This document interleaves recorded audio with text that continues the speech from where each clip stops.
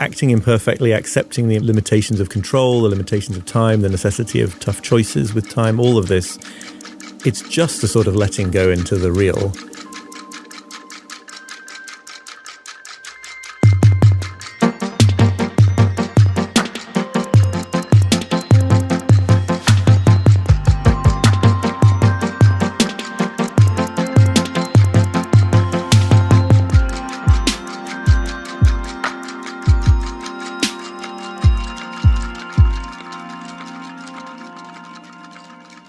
Hey everyone, on this week's episode, our first of season 12, I'm joined in the studio by the British author and journalist Oliver Burkeman.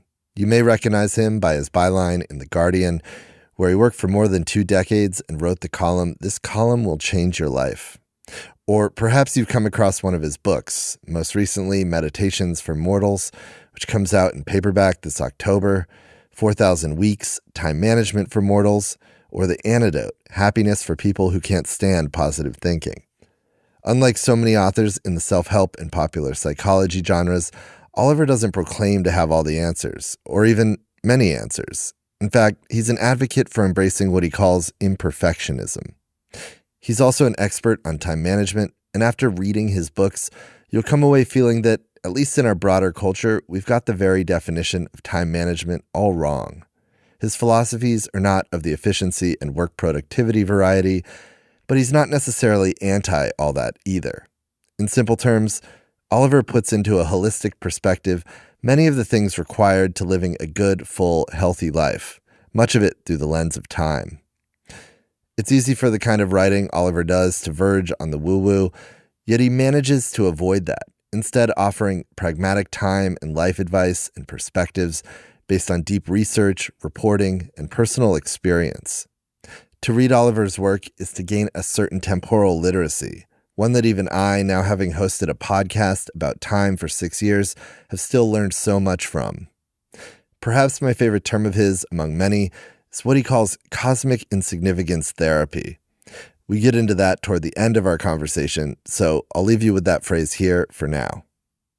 Before we get into the episode, I'd first like to thank our Season 12 presenting sponsor, the high jewelry maison Van Cleef & Arpels, which this year is collaborating with the American Museum of Natural History in New York to present the exhibition Cosmic Splendor, jewelry from the collections of Van Cleef & Arpels, an awe-inspiring assemblage of jewelry creations, timepieces, and precious objects with astronomical references from the Maison's patrimonial collection, as well as from private loans.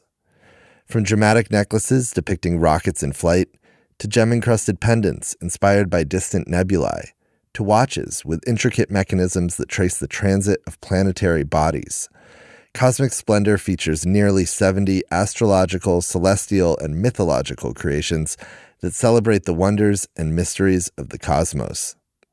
Among the enchanting universe of pieces on display are a yellow gold and ruby moon pendant from 1969 that's a celebration of the Apollo 11 moon landing, a yellow gold zodiac bracelet from 1973, and 2021 double galaxies clips, characterized by their evocative swirling designs. These works trace the stylistic evolution and the level of expertise that the high jewelry maison, founded in Paris's Place Vendôme in 1906, has developed throughout its history.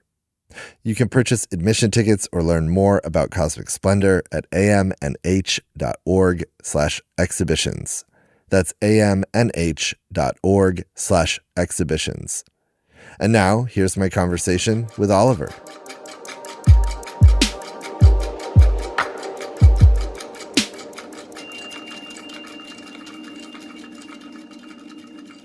Hi, Oliver. Welcome to Time Sensitive. Thank you for inviting me.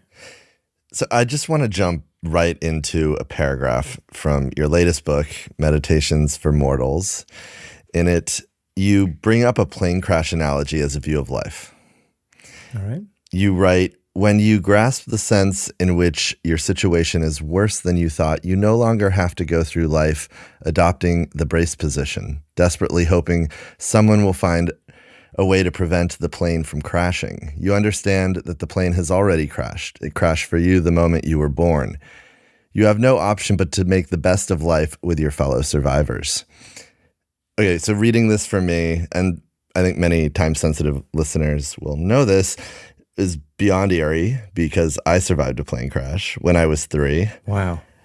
And this has been my perspective ever since then. So I'd never put words to it quite the way you had, and I'd never seen anyone else do so either. So I was reading this passage nodding, yes.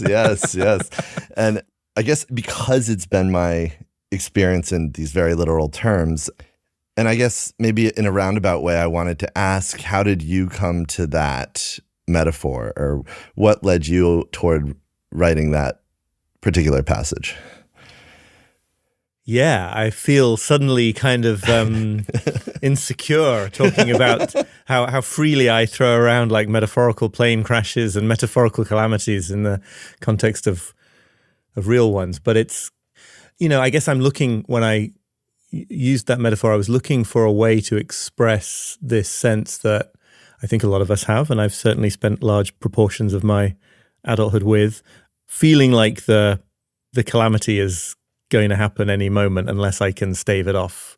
Waiting for the other shoe to drop is the other phrase that springs to mind, right? This sense that like I've got to be constantly vigilant or constantly trying to become more and more efficient, to hold things together, to stay on top of everything so that this thing doesn't happen. And there is this really important sense in which what you're trying to do there, I think, is kind of get outside of life as it actually is, renegotiate the terms and conditions of being human. And so actually the realization, not that things might go wrong, but that by those standards of perfection and omnipotence, they already have gone wrong. That's just so liberating to me. Some people might find that depressing. I find it like, oh, great. Now I can get stuck into life. There are other phrases that kind of get at this. There's a famous paraphrase, I think, of the psychoanalyst D.W. Winnicott, who said that the catastrophe you fear will happen has already happened. And there's various Zen articulations of it that we could talk about too, but they all have in common this notion of like, the reason I don't have to try to stave off the worst is because in some sense, like, it already occurred and we're living in the ruins. And I love that. Maybe not everyone does. I mean, it's exactly what I've been saying my entire life. And in a certain sense, I have lived through the worst. Right, right. So it's almost like I'm a walking embodiment of the phrase. Yeah. Well, here I should say that you're a time expert. Can I call you that? I'll accept it. Yeah. And reading your books is like this crash course in time literature, I feel like. From Lewis Mumford's Technics and Civilization, a great book for all the time nerds listening that you should all read, to Heidegger's Being in Time, to Time Warrior by Steve Chandler, to Time Surfing by the Dutch Zen monk Paul Lumens. Mm-hmm. Wasn't familiar with him. To Anti-Time Management by Richie Norton. What are some of the most mind-expanding things you've learned about time through your journey as a journalist, researcher, and writer? I think the journalism part of this has always been really important to me. I really do think of myself as a journalist, as I am by training. And what that means to me is, I guess on some level, just a very eclectic, magpie-based approach to source material. I'm not working consciously anyway in one tradition versus another, or trying to promote one particular academic tradition over another. It just literally is like, where can I find morsels in the world that seem to point in an interesting direction? So I think one of the most interesting, most fundamental ideas that arises from a lot of the books that you mentioned is just to sort of perceive how much of our experience of time, the part that we just relate to like it's the air that we breathe, is on some level contingent, chosen, not consciously chosen, but it could be otherwise. I mean, this was the thing that really blew my mind, I think. The very idea that there is you and there is time, and you're in a relationship with this thing called time, and it's usually a pretty dysfunctional relationship. Either it's hounding you and it's nipping at your heels, or you're trying to dominate it or relate to it in some particular way. All of that depends on this notion that like there's me and then there's this thing that runs parallel to my life all the time, and I've got to kind of get a handle on somehow. And I was really struck reading things from a variety of different places about how it doesn't have to be that way. And actually, for example, in a lot of pre-industrial civilizations, it probably wasn't that way for most people. The cliche I rely on a lot is the kind of, medieval peasant in northern England in the middle of the medieval times. I think it's reasonable to assume that despite having completely terrible lives in almost every way you can imagine, and much shorter ones, those people would not have experienced time problems. They wouldn't have experienced the sense that okay, time's ticking away. I've got to use the next hour really, really well. There's too many things to fit into the time available because, you live in a life that is just given by the natural rhythms that you're dependent on.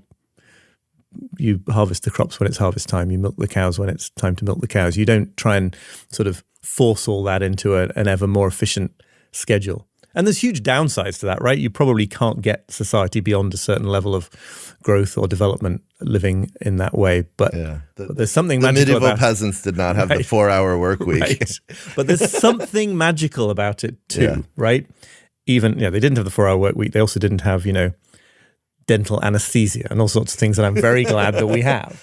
But there's some wisdom there, I think, that is worth holding on to. I loved learning what you've written in connection to Heidegger and time. And I wasn't super familiar with his notion, which is that he, to some extent, views ourselves as a limited amount of time. Rather than time being separate from, it's of. Yeah. We are time.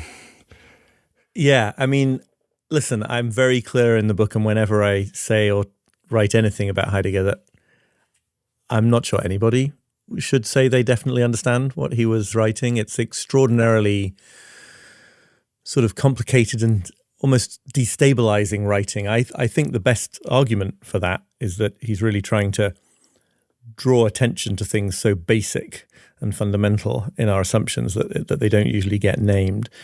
He was also in many ways an absolutely terrible person, and that's maybe a separate conversation. But that sense that if we're not in a relationship with time, perhaps it makes more sense to say that we are time. We are a little we are a little duration in which experience unfolds and happens. I find that actually is a really powerful starting point for a lot of this, because one of the things that it draws your attention to is how much effort we put into kind of not quite facing up to that fact, right? So in a sense, even the idea of trying to manage time well keeps it at arm's length. It puts a little barrier between you and the fact that you are this little duration and then you die, It's like, well, no. My time is something that I manage. I have all my little notebooks and my productivity apps.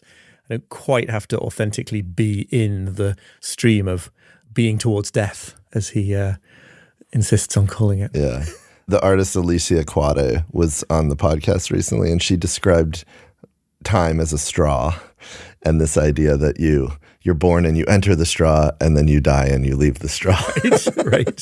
That's great. I've used lots of imagery of rivers and things, but the straw really points up how small and insignificant this is, right? It's like, my life is not the huge flowing Mississippi. It really is just a little bit of soda through a straw. Yeah. In Meditations for Mortals, you write, the fact that your time is limited plus the reality that you can only ever be in one place at any instant means that in every moment, you're opting not to take 1,000 alternative paths through life. I think it's really interesting to think about a podcast and this conversation, this time you and I have together today, right now, in this context, even more so and cheekily or funnily, because the podcast is called Time Sensitive. So I wanted to hear your thoughts on that. Well, we're spending this time together, and that means that every single other thing that's incompatible with that we could be doing, we've sacrificed, right? Not necessarily permanently sacrificed. We'll do other things with the rest of the day. Similarly, a conversation is a great example of this, because it goes off in one direction, and at every moment, decisions that we don't know we're making are closing off 1,000 other places that it could go to. And that's just called being finite, right? That's just what it is, to have limited time, limited control over that time. unipresence instead of omnipresence, right? The fact that you can only be in one place. And I guess, yes, we could go in lots of different directions with this and have to leave aside all the others. But one place that I think is really relevant to everyday experience is that we kind of don't like that fact. It's uncomfortable. And a lot of the time, what we're doing, especially when we engage in productivity systems and hacks and things like that, is trying to feel like we're kind of above that situation, like our options remain open, like nothing is shut down. And I think it gets us into lots of trouble because it's basically an effort to kind of not look at reality in the face. And so, yeah, I mean, could talk about this endlessly. But what are you interested in? Well, you mentioned productivity, and it's always been sort of coy, I guess, or tongue-in-cheek of us calling the show Time Sensitive, which is a long-form interview show. But you actually write about this idea of time-sensitive tasks in your book in a way that I'd never thought about before and that really resonates, which is, you write, the unpleasant anxiety that attaches itself to tasks we've deemed urgent is often a sign that someone else's priorities are in control. The sense of urgency is really the fear that someone else will get angry or anxious if you don't hurry up. Mm-hmm. So it's actually not about you, it's about them. I think one of the things I love about this phrase, time sensitive, which both as a title for a podcast, but even just in its increasing use in the culture that you're obviously referring to when you use it, is as an alternative to this idea of urgency. The more I have, well, certainly the older I get, the more I know that I just don't want my life to be governed by urgency. What I mean by urgency, I kind of detest, and you pointed to a lot of it there. It's other people's agendas or other people's agendas that I've internalized, right? They might not actually be mad or care, but that's my whole psychodrama. Of course, a lot of things are time sensitive in the sense that it matters when you do them and there's an optimal time to do them. And if you do them sooner rather than later, things are going to go better. But then if you take that thought much further, I mean, for a finite human being, everything is time sensitive, right? Because the vast stretches of cosmic time that I'm not alive are going to be infinitely greater than the little bit that I get. I always think it's really interesting to compare that unpleasant tug of urgency with the idea of being wrapped up in emergency, right? Where it's not like there's this kind of pulling of somebody's agenda to do what we've decided must be important with that time, but it's just completely obvious what has to be done in an emergency. So you can have all the time management systems in the world, but then someone in your house who you love needs to go to hospital, to the ER, that you just go. And it's not pleasant because it's scary and it might be agonizing and it might even end with horrible, horrible experiences. But there's a simplicity to it, right? There's something kind of like, I've always felt a little bit relaxed in crises because I don't have to fret endlessly about which of three things I ought to be doing with the next. Well, people hour. Actually talk about how time slows in a crisis, right? Which I think is interesting. I don't think the time is literally slowing; it's your focus is narrowing. Yeah, and that I think is I can see all sorts of evolutionary arguments for why it would help to have that level of absolute focus. But part of what enables that, or what goes along with that, is this sense that, right, there's no second guessing. It's just easy. It might be difficult in lots of other ways, but it's easy to know what to do. And I think that a lot of what screws us up about urgency is it's actually a conflict about what ought to happen.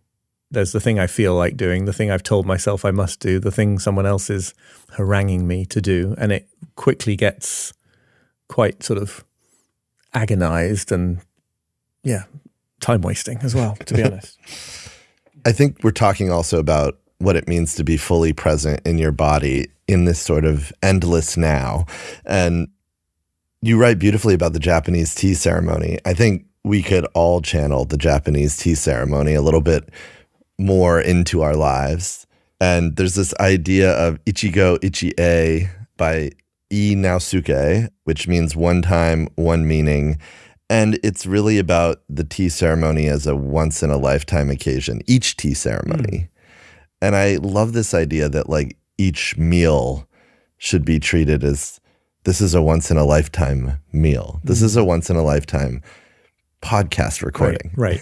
And it quickly extrapolates to every moment is a once in a lifetime moment, right? And I think that's the thing I love about it. Does seem to be, I'm not an expert on Japanese culture, but it does seem to be something that Japanese culture is especially eloquent on, that notion of what's cherishable about things being their transience, about experience being its transience, rather than we've got to constantly keep fighting its transience.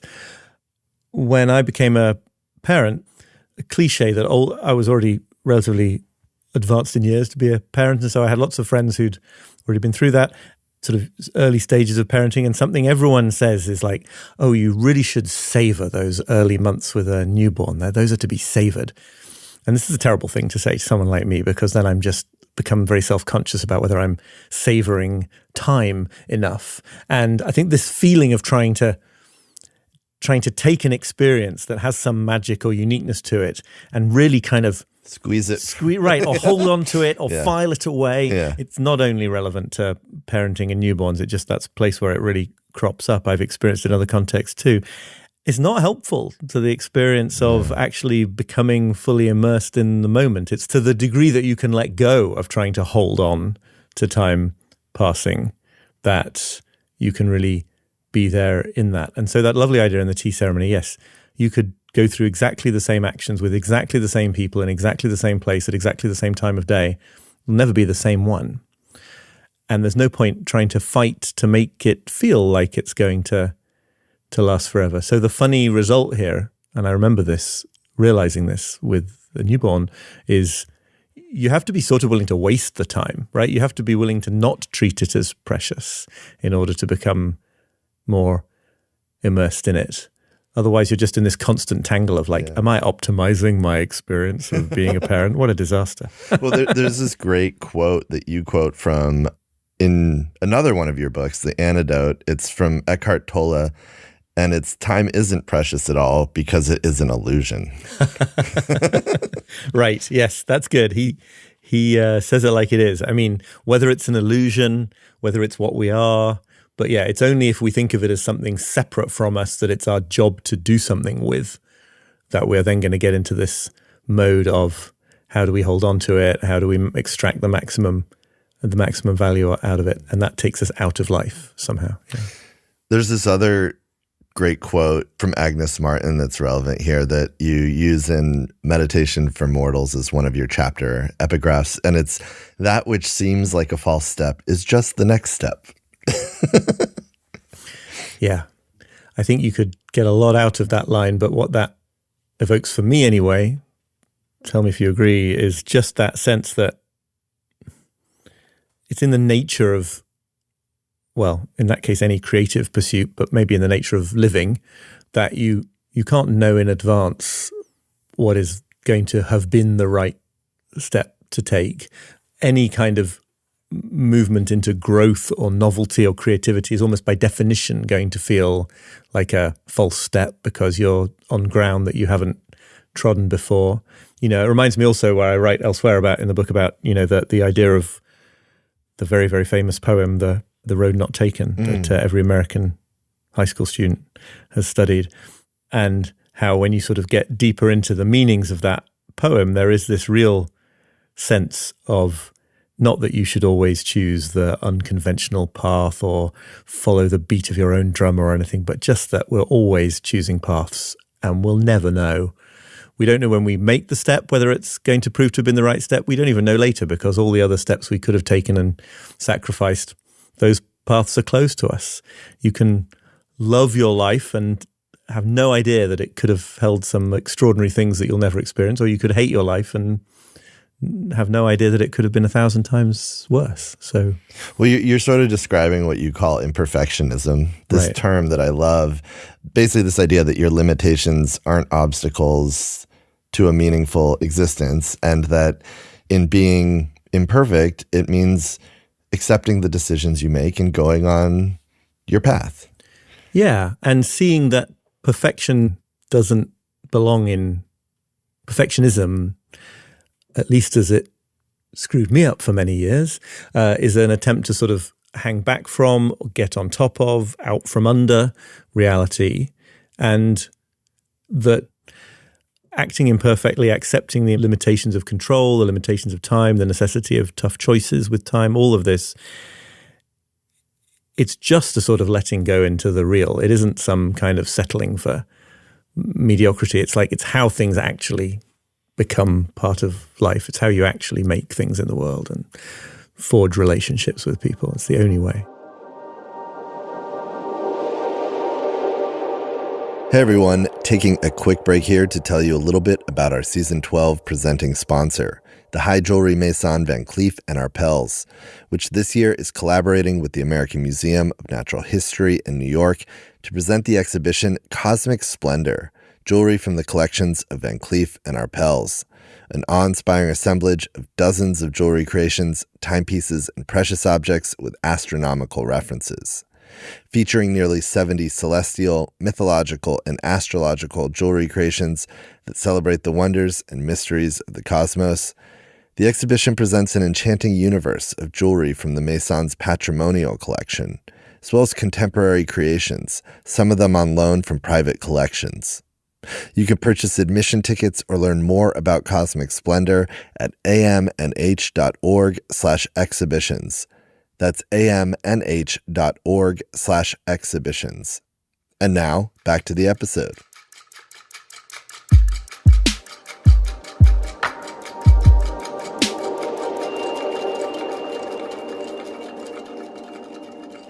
I like that you mentioned settling too, because you make this great point that like we are always settling, but it doesn't mean settling for mediocrity. Right. It just means settling in the decisions that you make. Exactly. It's trade-offs is the other way of talking about it, or opportunity cost, if you prefer those terms. Everything we do is a form of settling. Every relationship we enter is a form of settling, because we are settling this transaction that has trade-offs, right? We're turning down other opportunities. That's what makes marriage valuable in many ways, right? Is this notion that what you're really doing is, at least with a fair wind, and if all things go well, excluding the possibility of other relationships.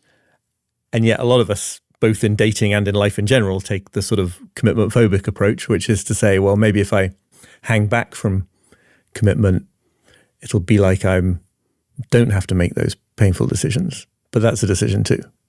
And if you decide to spend a year being indecisive about something or someone, that's how you chose to spend that year. And maybe it was the right way to spend that year, I don't know, but it wasn't not choosing, if you see what I mean. So Meditations for Mortals is structured as a 4-week exercise. You call it a retreat of the mind.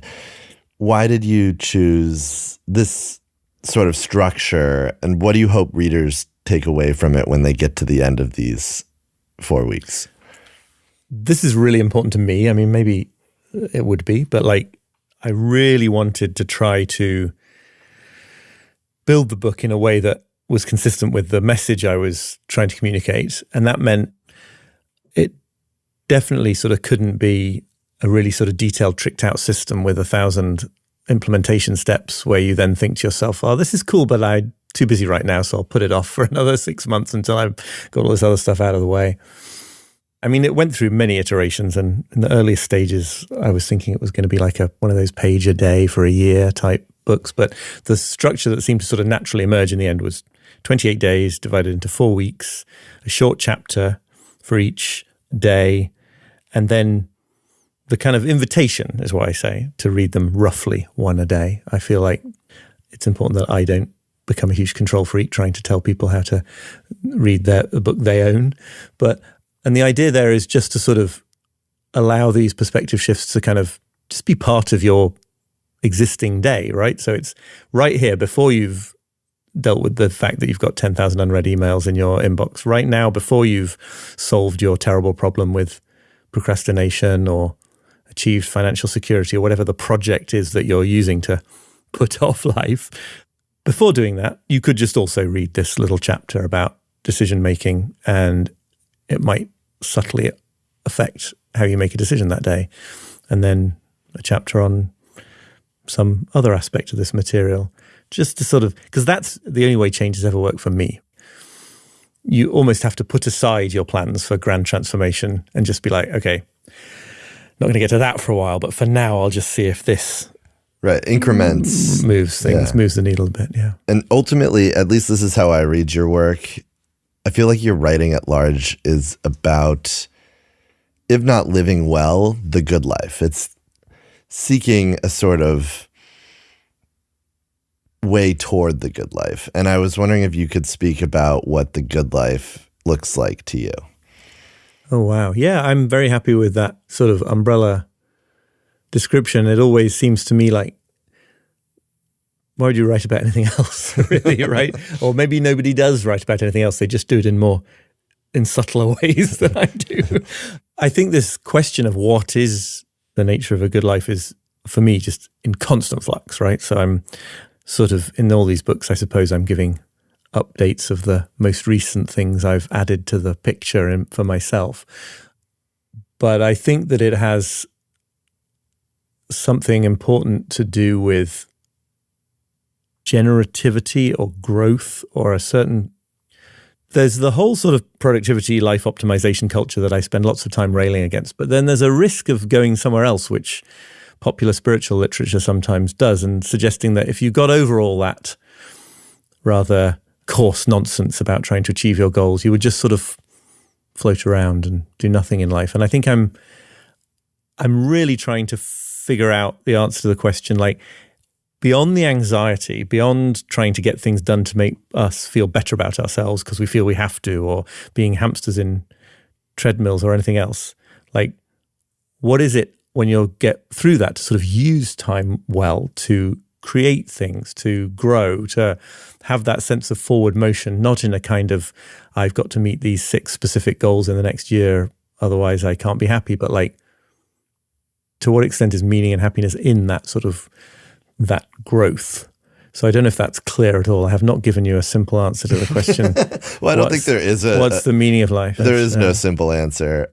It's movement, right? It's something that is not stagnant, and it is moving towards something, greater integration. I don't know, it depends on the tradition you would refer to. More wholeness, more aliveness.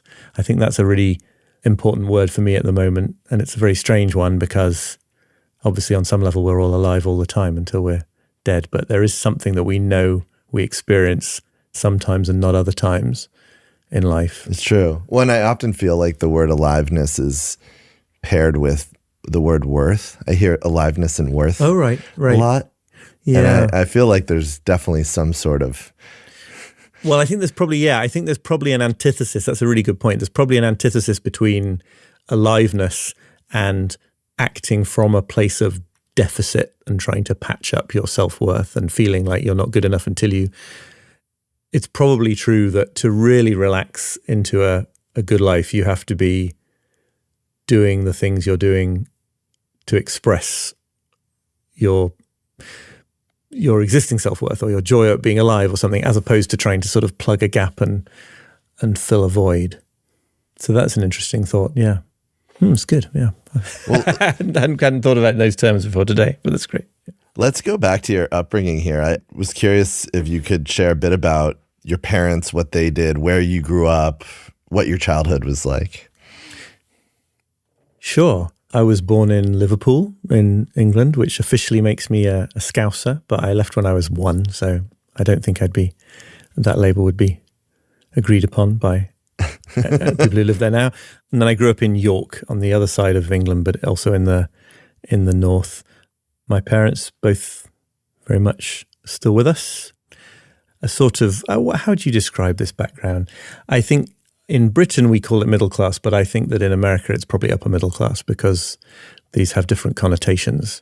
And it sounds a little bit too much like I'm trying to claim a gritty authenticity for my life if I use the phrase in the US. So it's more like a sort of ideas-y, academic-y, intellectually background. I'm Jewish on my father's side, was raised as a Quaker, so sort of liberal, progressive, reading the Guardian newspaper, which is what I ended up working for a big chunk of my life. So, you get the feel of it that way. There's a whole other story to that always, right, isn't it? Which is like, okay, but you clearly were someone who got really anxious and worried about time and had to struggle with this question of control of your life. So where did that come from? You know where I'm going with this. Yeah. I mean, I think you can answer this on a million different levels, but I do think I probably grew up with a sense that it's kind of important not to achieve a certain level of fame or money or even professional success, but that it's really important to do your best. Like, you should really work hard. There's something very grounding and lovely about that ethos in Quakerism, and there's something about it that is a little puritanical and tyrannical and doesn't quite make enough of a place for like goofing off and pleasure, basically. I don't know. Yeah, I mean, it's definitely tied to the Protestant work ethic. Absolutely. Yeah, Yeah, I mean, yeah, it's there. And what did your parents do? Were they? My father worked in sort of grant-making foundation type stuff for the majority of his career. And my mother sort of switched back and forth between staying at home with me and my sister and working in social housing, I guess, primarily. Yeah. When did you decide you wanted to become a writer or a journalist?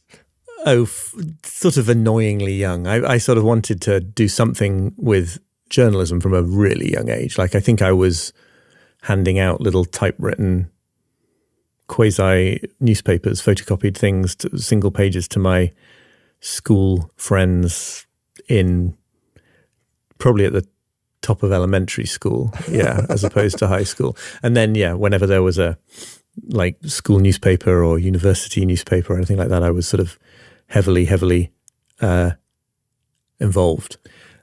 I came up at the time when what was briefly called desktop publishing, the phrase no one would ever use these days, was really becoming a thing. So, the early ways of laying out text and headlines and printing them out on a computer just absolutely entranced me. And that whole thing about writing and publishing was there early on. I've never been someone who has much interest in writing things not for publication. I think that would be fair to say. And then pretty swiftly, when I was in the working world, I was doing what I'd been hoping to do for a very, very long time. Yeah, I mean, you mentioned The Guardian was in the house, this paper that you went on to work for more than 20 years. Do you remember your early interactions with that newspaper? Do you recall the role The Guardian had in your upbringing? Well, I mean, looking back, I definitely think there's something about where the authority comes from and who knows what they're doing. And I've written several different places since about how I think that this process of like that we all go through, I think, of gradually discovering that like everyone in the world is just winging it all the time. And you discover it about your parents at some point, and then you think, well, okay, maybe my parents are winging it, but people who put that newspaper together, look at it. It's like every single day, the statement of what matters in the world is there on the breakfast table.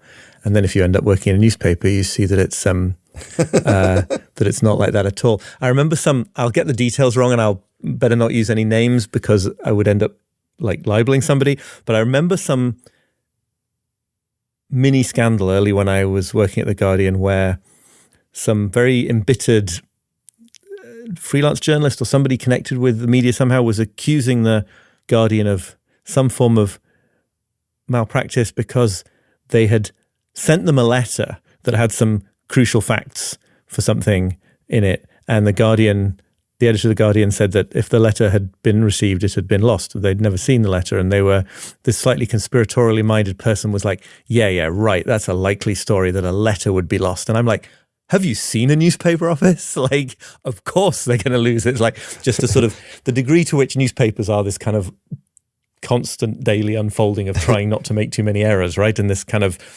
crisis mode where everyone's just trying to pull everything together and like they're doing their best, and in the case of The Guardian do a really good job, but it isn't because they're these sort of quietly authoritative people who know what's what. And then you think, well, maybe it's the government that knows that. And I think in the last decade or so we've come to understand that certainly isn't true of government either, and everyone is, whether with good or bad motivations, just sort of trying to hold it together. I think COVID was important for that, right? The whole of society trying to kind of called upon to improvise.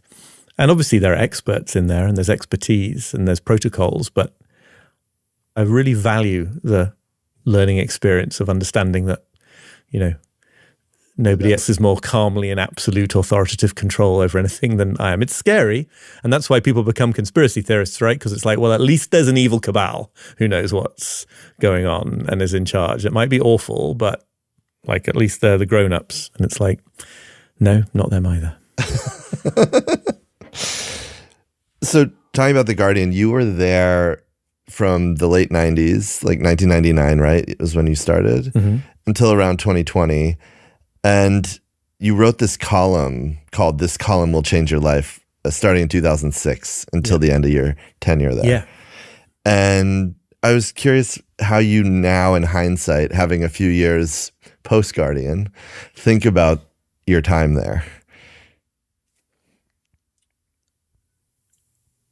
Yeah. It's interesting. I mean, actually, the second half of my time there, I'd left the staff and gone freelance and was doing book-related stuff as well. So it didn't feel like I was there in the same way. But for a large chunk of that time, it was my major work. I'll dig into some specific stories maybe, because Sure. the first story I could find that you wrote in The Guardian was from October You've done your 12th, research. 1999. Okay. And it's headlined, A Tale of Mice and Mucus. And the first sentence was, to banish a cold, kiss a mouse, said Pliny the Elder. That's quite a way to... Oh, that must have been one of the health features I was writing. Right, yeah, so here's what I was doing from very early on there was... This is what I could find on the internet, by the way. Yeah. It's what we call is feature writing, right? Which in some contexts I think sounds like it's like the big featured thing, but it isn't really. It's like, it's just writing that is not breaking news writing. It's sort of the style section. It's the culture section. It's pieces about things that are in the news, but not the breaking news itself. And I worked for the feature section on The Guardian, which where I wrote things like investigating the truth behind folk cold remedies, evidently, although I've certainly forgotten that piece. And I think the really interesting thing there for me, and it has a time facet to it actually, is that we weren't in quite so stressful an environment as the news desk. You know, we weren't responding within an hour or two to breaking stories, but there was this requirement to, over the course of a day or maybe 2 or 3 days, if you were lucky, go from knowing nothing at all about a topic to being able to write 1,000-2,000 words about it in an authoritative tone that was correct, but hopefully, and that sort of exuded the sense that you might have been thinking about it for a good 6 months without, of course, lying that you had. It was all, you only had the sources that you had. And we would always chuckle in a British journalist way at the moments in New Yorker profiles when the writer would reveal that they first met the profile subject 18 months previously or something, you know, and had probably just been working on that and one other thing for the last year and a half. You'd started on the subject 18 hours previously. Right, exactly. And it definitely has its downsides, and people cut corners, and a lot of it is secondhand. So you'd be quoting other publications, or you'd be calling 2 people and getting 200 words of stuff to put straight into the paper. But it has real advantages as well. There's something very unfussy about, and imperfectionistic, I would say, about like just going for it, trying to understand as fast as you can, throwing yourself on the mercy of some people who have expertise, and then just writing it and not spending weeks and weeks getting all talked up about the perfect introduction. So there's a British journalism ethos that definitely does in other corners of British journalism tend towards like outright dishonesty and making things up, which is awful. But there is a sort of a to the pointness of the process, which I think I'm really glad that I got. Yeah, I mean, the breadth of subjects that you wrote about is astounding. You wrote about everything from baldness to a Manchester nightclub that installed a 2-person toilet cubicle in one of its bathrooms. Wow. All news to me at this point. I wrote so many pieces. From the late Oliver Sacks to the late Ted Turner, both of whom you got to profile and spend time with. Yeah. From a piece about a potential Jerry Seinfeld Hunter S. Thompson spat. Wow. That was a deep cut. I was very entertained reading that. To like coverage of the iPod Nano. I mean, how do you make sense of this? By my count, it was more than 2,000 stories deep across your right. Wow. tenure. So it's, well, you've done the greatest research of any interview I've ever done.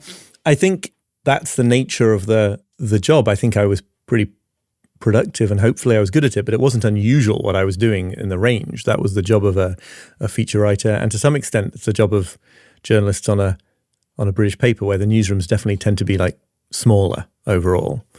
So there's fewer people and it's a case of all hands on deck.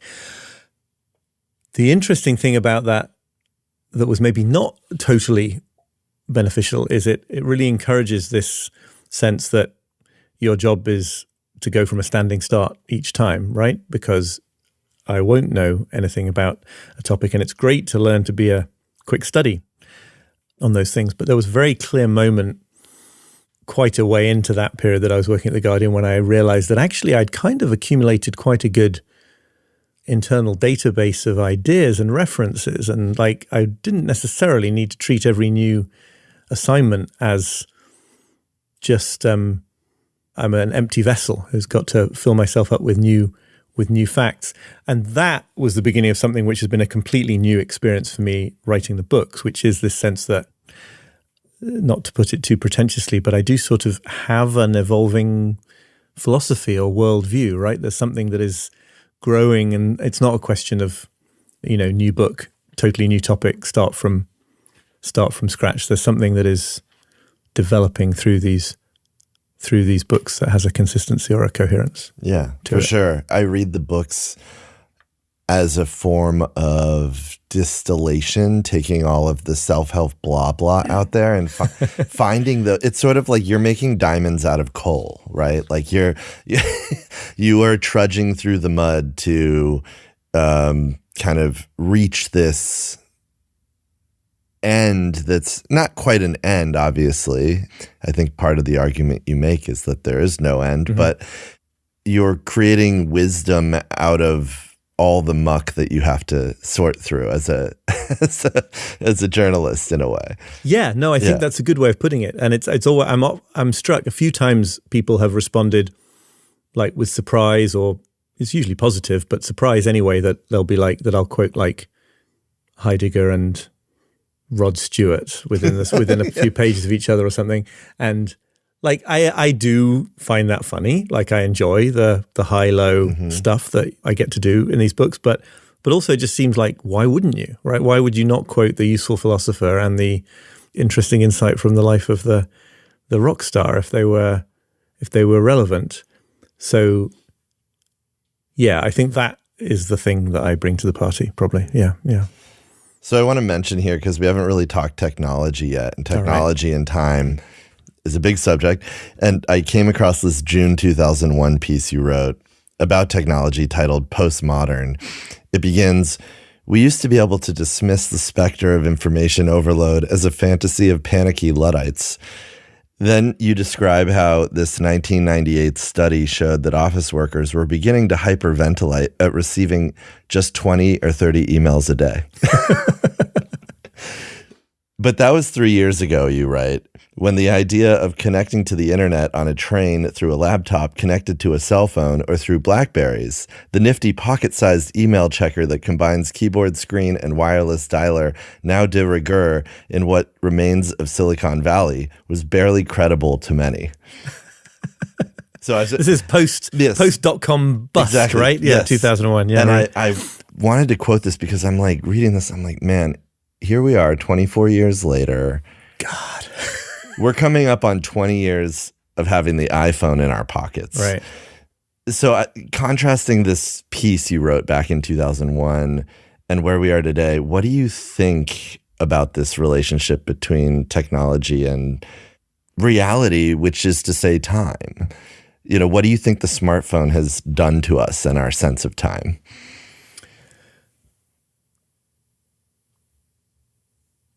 I mean, it's done so many things to us, and the information overload piece that's fascinating to me because, like, I've joked with friend of mine who came up through The Guardian at the same time. Like, that was the kind of piece we were all, information overload. We must have overloaded people with like 100 features about information overload. It's like the classic newspaper feature.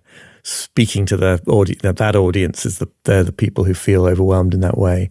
I think that for me, the way that technology in general, digital personal technology especially, connects to these themes is that it constantly does this double thing of seeming to promise and to some extent actually delivering ways of doing more with the time available, getting through more stuff, finding things out much more frictionlessly, replying to things and messaging people much more easily, and radically increasing the sense of the things that we have to deal with or think about or that need concern us. So the phrase in 4,000 Weeks, I talk about how we can never use that technology to get on top of everything because it consistently increases the size of the everything that we're trying to get on top of, right? So there's this relationship between, and so we're sort of constantly, I think, sort of coaxed into feeling like we're almost at the point where we're finally over our limitations. We can finally do everything because we've got the technological capacity, but we never get there because it seems to be equally a phenomenon of this technology that it just sort of brings us more and more stuff. There's a bit in the most recent book where I write about this argument at an earlier stage of information overload between the tech critic Nicholas Carr and Clay Shirky. And this idea that Shirky, among others, promoted that we were going to get over the problem of information overload because we were going to get better and better filters so that there would be much less dross that we had to deal with. We would just get the needles in the haystacks. And the problem that we had was not really one of too much information. The problem was that we had inadequate ways of filtering the stuff we really wanted. And years ago now, Nicholas Carr made this brilliant point, which I think really is defining of a lot of our experience of information through digital means these days, which is that if the supply of incoming information is to all intents and purposes infinite, then better filters don't lead to less information overload. They lead to more information overload because you are being reliably connected all day long to a fire hose of things that actually really are relevant and that are hard for you to dismiss, or things you think you should be reading, or people you ought to be getting back to, and on and on and on. So the way he puts it, it's not a question of finding a needle in a haystack, but being confronted with haystack-sized piles of needles day after day. And I think he's largely been vindicated. I mean, the ways that algorithms work is not always to bring us the things that we want to encounter, at least that we, in our sort of higher intentions, want to encounter. It's often things that make us angry or mesmerized in some other way. But yeah, my experience these days is that it's become clearer and clearer and clearer that there is no possibility of making sure that I've seen all the things on Substack that are kind of relevant and interesting to my work. That would take many, many, many more years than I am going to have on the planet. And there's something salutary about that, right? There's something about like, oh, okay, yes, the plane has already crashed. Yeah. All I need to do is follow my nose and pursue a few things that are interesting. And I even think it's happening with email. Maybe it shouldn't be. Maybe this is just testament to my terrible email habits, or the fact that at this point in my career, I can kind of get away with being worse at email in certain ways. But I do think that expectations are shifting and people are less condemnatory of a multi-day delay to an email that doesn't need a instant response, because we're all sort of seeing that, like, yeah, we know that it's like that for everyone. Yeah. Well, you've written how in this age of acceleration, patience is a form of power. Could you elaborate on that? This is an insight from Jennifer Roberts, who's an art historian at Harvard and has written, and more than just written, really fascinating. She teaches in a way that brings on board this felt need for patience. And she makes the point that, you know, historically the stereotype of patience is something you tell people who are in a sort of subservient position in society. So children, or at various points in society, women confined to the domestic sphere, it's right, or lots of other different examples. you say like, just be patient, right? It's just like, deal with the fact that you don't have the power in this situation and learn as a virtue to sort of not be bothered by the fact that you lack it. But in an endlessly accelerating culture, that shifts, because now we're all just moving incredibly fast and trying to do more and more and more things. And actually it becomes a way of resisting that flow, to have the patience to stop and to give something the time that it needs to. Jennifer Roberts has all her students look at a painting for 3 hours solid. Right, you went and did which I went and did, right. And that's an example of, like, can you build that inner strength to stop and to say, like, even though this feels weird and wrong, even though I feel like I have 1,000 other things I'd like to be doing, even though I've been conditioned to having the kind of control over my time where I do not have to sit on a stool and look at a painting for 3 hours, can I allow myself to do that?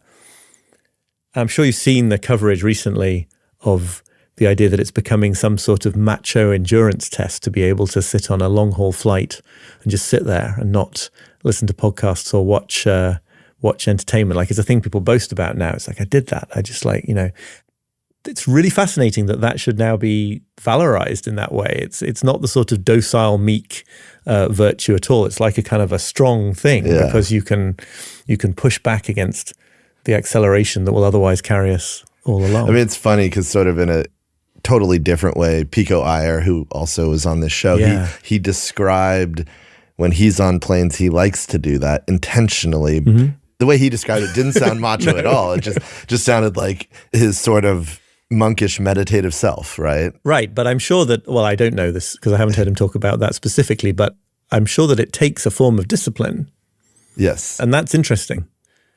The idea that not doing the thing needs the discipline is a very modern it's a very modern realization, I think. Hey everyone, taking another quick break here to tell you about our weekly newsletter, where I share a behind-the-scenes look into each time-sensitive episode, and where we also get into various things in the cultural sphere our team at The Slowdown is paying attention to. You can sign up and join our 13,000 plus other subscribers by going to slowdown.media/newsletter. That's slowdown.media/newsletter. And now, back to the episode.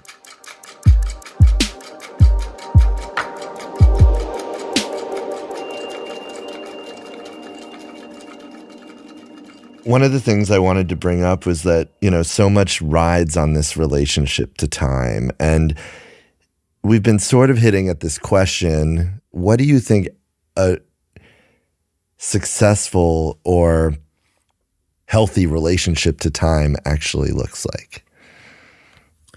Yeah, that's the question.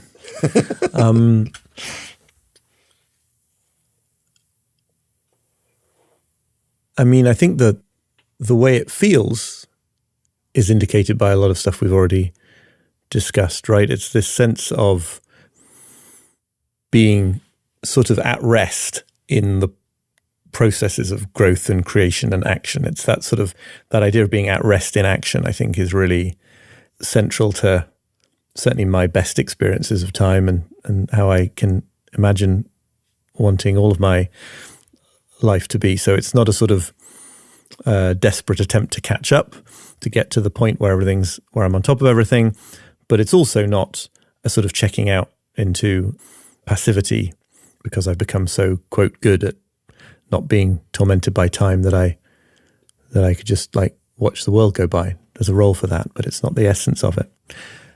On a more sort of practical level, something I've found, which I think is really telling in a way, is that lots of the time management techniques that I used to chase because I thought, like, oh my God, this is going to be the one now. This is the system that gets me there. And then 3 days later, you're full of despair. A lot of those techniques are totally great ways to approach the day if you're not doing them with that motivation, right? That kind of, this is going to save my soul somehow. This is going to get me out of the real situation of human finitude. So I often use a timer to work in things that look like Pomodoro type lengths of time. I've had quite a lot of success with task management systems that very artificially, the sort of consciously limit the number of tasks you have on your plate at any one time. Anyone who's familiar with Kanban methods of task management, as one example, will know what I'm talking about. That idea where you sort of say, okay, these are the 300 things that on some level need my attention. These are the 4 that are getting it, and no more come onto this plate until one of them has been moved off. All these things are great, right? I'm not against any of these ways of giving structure to the day, but there's something critical changes, right? Because you're no longer saying, like, if I just put a lot of discipline into following this set of rules, everything is going to be fine. You're saying, like, I'm seeking ways of engaging more and more fully with my experience. And I don't think you have to throw out all hacks to do that, right? I don't think you have to just be a kind of perfectly present person. You mentioned earlier on the book Time Surfing by Paul Lumens, who's a Dutch Zen monk. And that's a really interesting sort of meeting point between the idea of being sort of fully present and the idea of like needing to get things done. And how do you think that through? And he's very much in favor of a very intuitive approach to deciding what to do with each moment. And I'm probably a little bit less intuitive in the way that I go about it. But that spirit of one thing at a time, that spirit of like doing the thing in the hopefully quite full acceptance that there are 1,000 other things you could be doing but you're not doing. There's something very powerful about that, and it's a real sense of like getting a purchase on life, which I think is very enriching. I don't know if that conveys any of what I'm trying to convey, but no, it does. I mean, there's so much wisdom that you've accrued through your work, and I feel like getting at that wisdom is part of your practice. It's like, you know, back to what I was saying, creating a diamond out of coal. It's like, of all the things you've learned, though, I wanted to ask, like, what are the bits of wisdom that stick out for you? Like, what are the things that maybe a younger Oliver didn't know that you now know, that you wish you had known? It was a very big moment for me when I discovered the work of the Jungian psychotherapist James Hollis, and from there, the world of Jung and the Jungians in general. And he has this line that I've repeated all over the place, always with attribution, that I've seen on social media that there are people who think I originated it, but which is this question of asking yourself whether the path you're on is one that enlarges you or diminishes you, as opposed to whether it makes you happy or not. And I think that as a navigator, like, am I in the place of growth, enlargement? Am I in a generative place? Like, that can be a very useful way to navigate things, whereas chasing happiness is probably not a very good way to approach how you use your time. I also really like that insight from the psychology of Alfred Adler, which has most recently been popularized in the book The Courage to be Disliked, which has sold many millions of copies around the world. The idea that in some sense, all or basically all problems that we encounter in life are interpersonal relationship problems somehow, right? That even sitting at a desk with nobody else around, perfect silence, being unable to write a paragraph is something to do with how you've internalized how you think people will perceive it, or how you've internalized the idea that you have to earn your right to be on the earth, or whether you're feeling guilty because you should be doing something else with your time because somebody else needs you to be doing it. Seeing it in that frame, I think, is a really helpful thing. And then, of course, many problems are very obviously interpersonal relationship problems as well. And so, yeah, I think the thing I would have liked to have told the younger version of me with all of this is to sort of chill out a little bit, and to not feel like you have to sort of, that how you use time. Let's bring it back to time specifically. I think a lot of us feel that how we use our time in a given day is a sort of moral verdict on our basic right to exist, or our legitimacy as an adequate human being. And I think what I'm seeking for myself in what I write about is that place where you can say, no, I don't need to do anything to earn my right to exist. The reason to do things, the reason to try to put good things into the world or make the world a better place or help other people is because that's just like a great way of spending your time on the planet, not because you need to in order to reach a minimum standard of acceptability. You write this beautiful line that I wanted to quote here, too, actually. I would say these are the bits of wisdom that I pulled from spending some time with your books that really sat with me. And one is, real wisdom doesn't lie in getting life figured out. It lies in grasping that sense in which you never will get it completely figured out. Again, the unknowability, the imperfection, the sort of embracing of those things. And then the other one, which maybe probably sounds obvious to all the listeners now, but I'll say it anyway, because I just think it's great and it's terse in the best way, which is, now is all you will ever get. Yeah, I stand by both of those observations. Well, we have to finish, and I feel like the best place we could finish is talking about cosmic insignificance therapy. This was something that I didn't know about till I read about it in your writing and in 4,000 Hours. And although I've certainly thought about this subject when looking at art or the stars, it's still it's something I think we all kind of forget. And you describe cosmic insignificance therapy as an invitation to face the truth about your irrelevance in the grand scheme of things. And note elsewhere that it is, quote, almost incomprehensibly miraculous to have even been granted any time at all. This idea in the end is that life doesn't really matter. Your life doesn't really matter. Like the universe certainly doesn't care about you. Mm-hmm. So you might as well make the most of your time here while you have it. That's basically it, right? Yeah. I mean, for a start, the reason you haven't heard this phrase, cosmic insignificance therapy, is because I just invented it, right? This is not an actual, I thought explicitly about it in a way that's like, oh, this should be a thing. It is a thing. Okay. Yeah.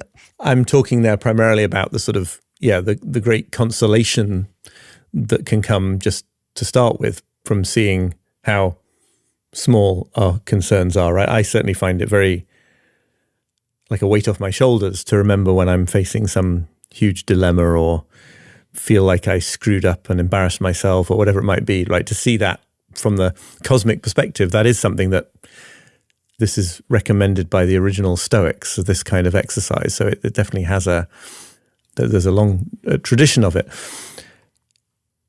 I think where I want to go from there is to say, not to the sort of nihilistic place of saying, well, like nothing matters, so you might as well enjoy yourself, although there's a sense in which that might be true, but more that we can use this as an opportunity to redefine mattering, right? We can use this as an opportunity to stop insisting that the only life that matters is the one that somehow matters for all time or affects everyone in the world or echoes through the cosmos somehow, which intellectually is kind of absurd, but I think is very deep in the culture and is very deep in what we're doing when we try to assess whether we're doing something that matters. It's like, it's a bar that we're constantly struggling to reach and probably never actually could.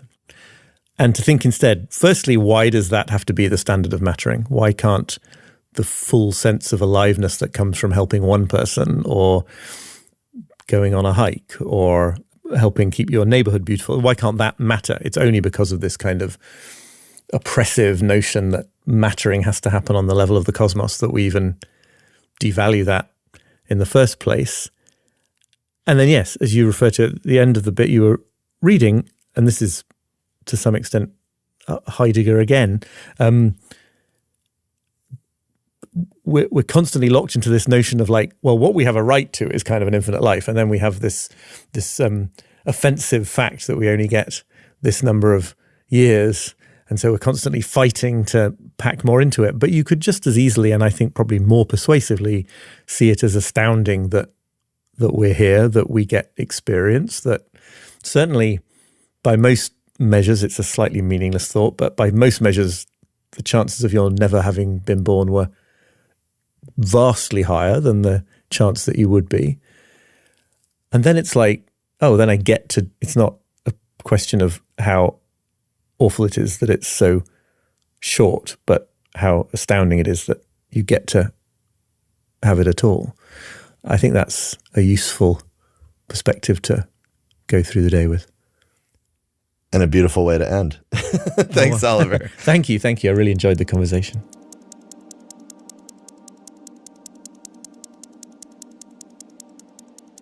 Extra thanks to our Season 12 presenting sponsor, the high jewelry maison Van Cleef & Arpels. Since its founding in Paris's Place Vendôme in 1906, Van Cleef & Arpels has developed a distinctive blend of poetry and refinement. With its jewelry and watchmaking collections, the Maison is an invitation to a timeless universe of beauty and harmony. You can discover more at vancleefarpels.com. That's VANCLEEFARPELS.com. And thank you for listening. You can find more episodes of Time Sensitive on our website, timesensitive.fm, or wherever you listen to podcasts. To keep up with our latest time-sensitive episodes and get behind-the-scenes updates, sign up for our newsletter at slowdown.media/newsletter. That's slowdown.media/newsletter. You can follow us on Instagram at slowdown.media. Our theme music was composed by Billy Martin. This episode was produced by Ramon Broza, Olivia Almer, Mimi Hannon, and Johnny Simon.